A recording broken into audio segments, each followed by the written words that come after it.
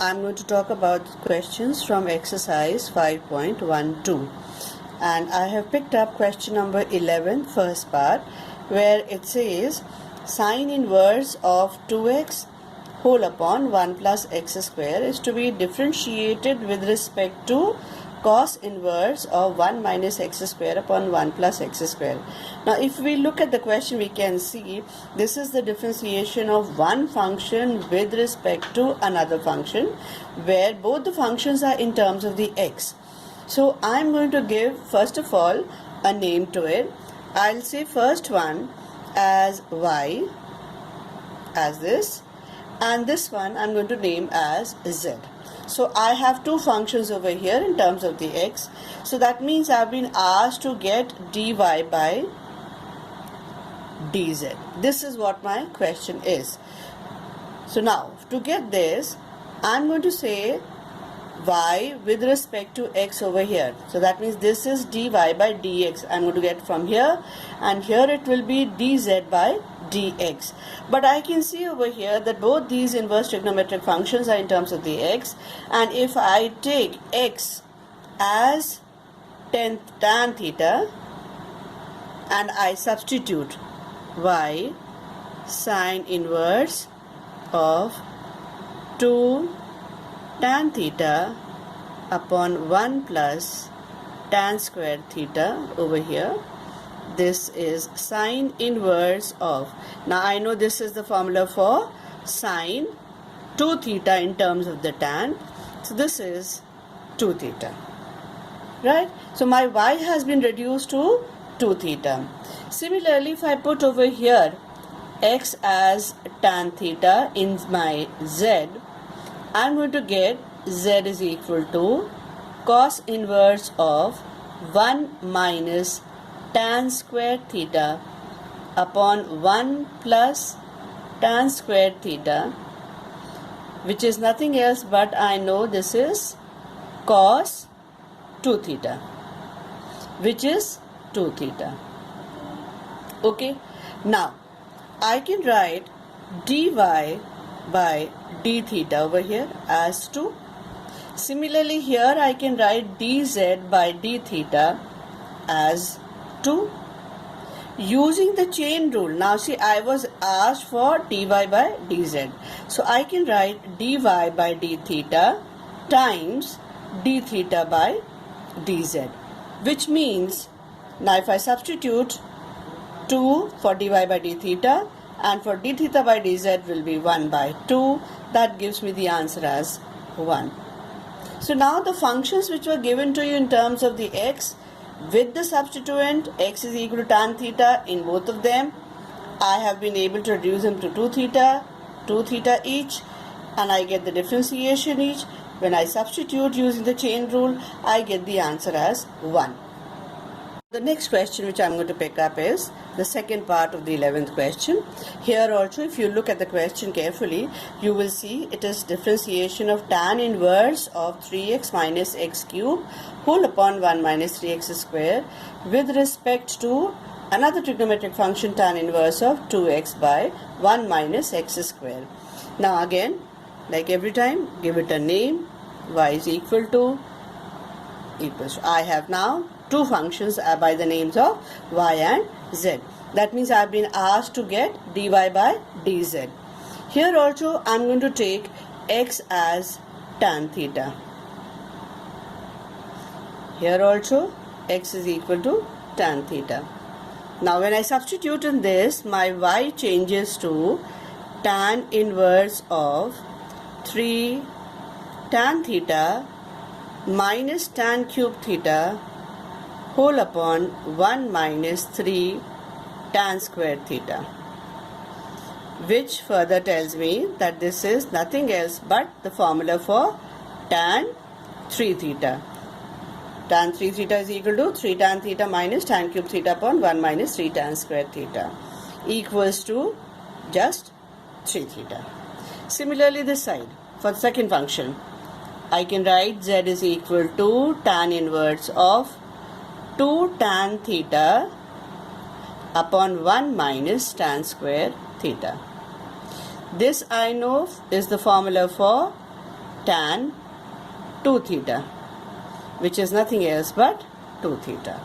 So now my function y has been reduced in terms of theta, z is also has been changed to theta. So now dy by d theta is going to give me 3, dz by d theta is going to give me 2. I was asked for dy by dz, so using the chain rule, dy by d theta into d theta by dx, that is 3 into 1 by 2 gives me 3 by 2. That becomes my answer. Which I'm going to take up is the 13th question, and here also it says differentiation of tan inverse of this whole thing with respect to sine inverse of x. We have to differentiate, and we have to also show that the differentiation is independent of x. That means you are going to get the value as a constant over here. So first let's again start, give it a name, y is equal to here and this as z. Now I'm going to take x as sine t in this. Okay, so now I get y equals to tan inverse of sine t upon 1 plus under root of 1 minus sine square t, which reduces to give me tan inverse of sine t upon 1 plus cos t. Now you should remember that 1 minus sine square t is equal to cos square t, and under the root it becomes only cos t. When you make use of the formula tan inverse sine t, I am writing it as 2 sine t by 2 cos t by 2. And for 1 plus cos t, using my cos 2x formula, this becomes 2 cos square t by 2. Now 2 gets cancelled off, 1 cos gets cancelled off. I am left with only now tan inverse of tan t by 2, which gives me only t by 2. Now here, this I had taken as x is equal to sine t. When I do that, so here it will become t equals to sine inverse x. Using that formula now, see from here I have implied. So this could be written as z is equal to t. Now dy, over here I'll use implies, dy by dt is going to give me 1 by 2. Here dz by dt is going to give me 1. I was asked for dy by dz.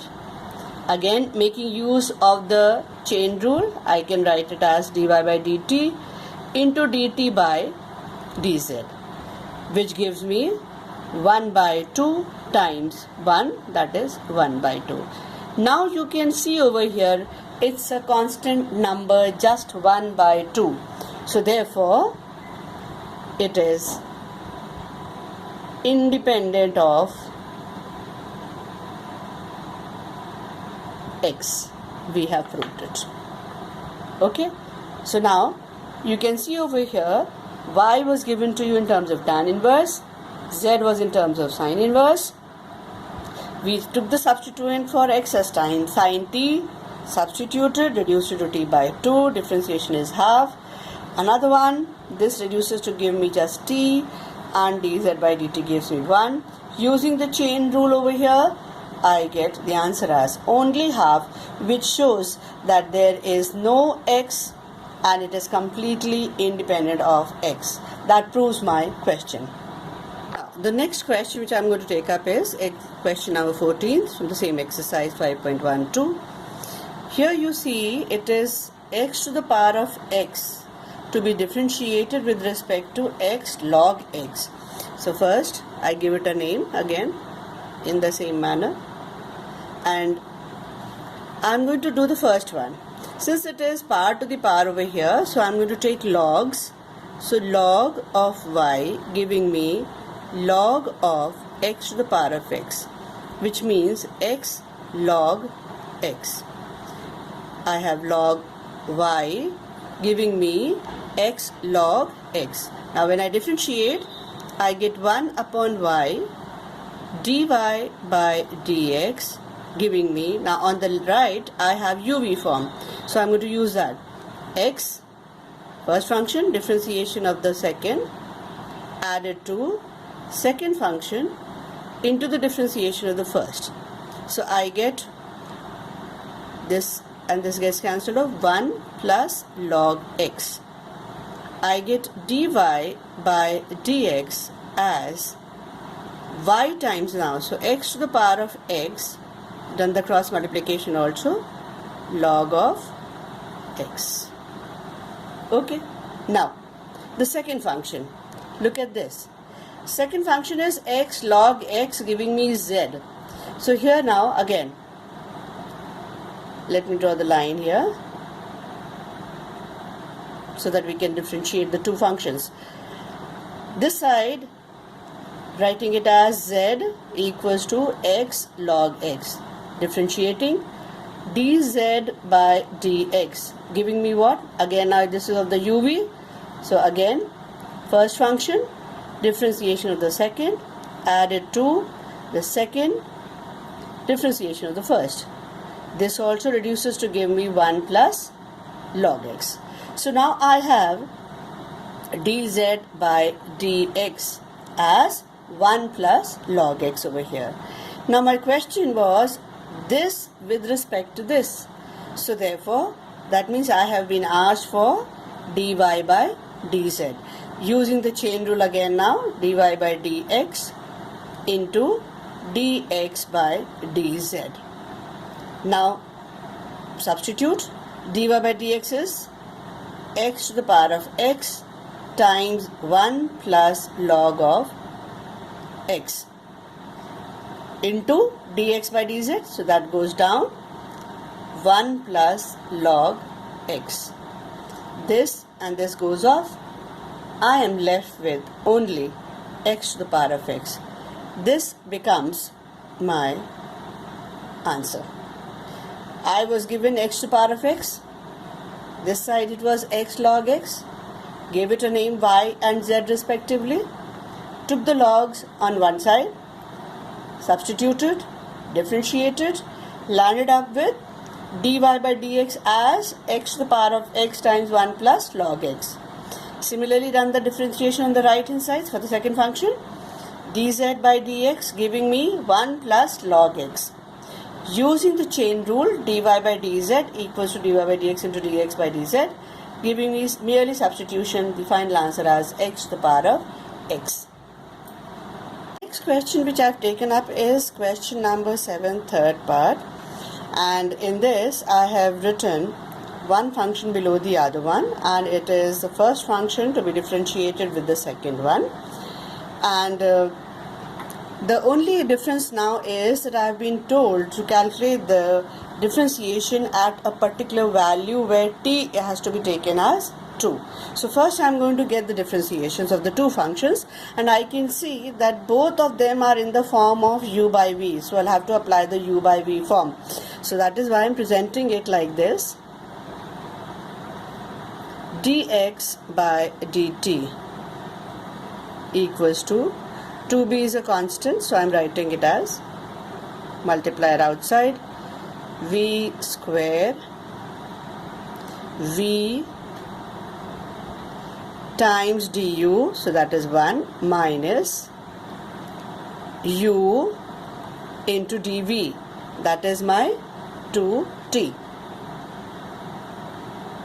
Finally 2b into 1 minus t square, because when I'll open the bracket I'll be left with this only. Denominator remains as such, t square to the power of 2. This is my dx by dt. Similarly, I'm going to proceed with my dy by dt also. dy by dt, giving me. Now this time a is a multiplier, so I'm leaving it a outside. Again applying u by v. V square is in the denominator. V du. Now du is minus 2t minus u now, that is 1 minus t square, into dv, that is 2t. Now when this I open up and simplify, I should be left with 4at upon 1 plus t square the whole square, and this minus sign will be there. Okay, now I have done dx by dt and I have also done dy by dt. I had to get dy by dx, so dy by dx will come out to be, just divide the two. Dy by dt is this, using the chain rule again, dy by dt into dt by dx, giving me minus 4at upon 1 plus t square the whole square times 1 plus t square whole square upon 2b into 1 minus t square. This gets cancelled, this gets cancelled, 2 and 2, this is left. Then I'll be left with finally minus 2at in the numerator, and in the denominator I'll be left with b times of 1 minus t square. Now the question was dy by dx at t is equal to 2. This was my final question. So I'm writing it out like this, dy by dx, slightly below that t equals to 2. You could put it within the bracket also, no problem, equals 2. Just substitute here now, minus 2a 2b times of 1 minus 2 square. That is going to give you finally minus 4a on top, and in the denominator it will be minus 3b, and so therefore minus gets cancelled off. I am left with 4a upon 3b. This becomes my answer. So I was given x in terms of t, I was given y in terms of t. I have been able to calculate dx by dt like this, dy by dt like this, and then I was supposed to get dy by dx, so again making use of the chain rule, dy by dt into dt by dx. I substitute and I land up with this answer, that is minus 2at upon b times of 1 minus t square. And then lastly I was asked at the point t is equal to 2. So in this answer I have just substituted the value of 2 in place of t, simplified and got the answer as 4a by 3.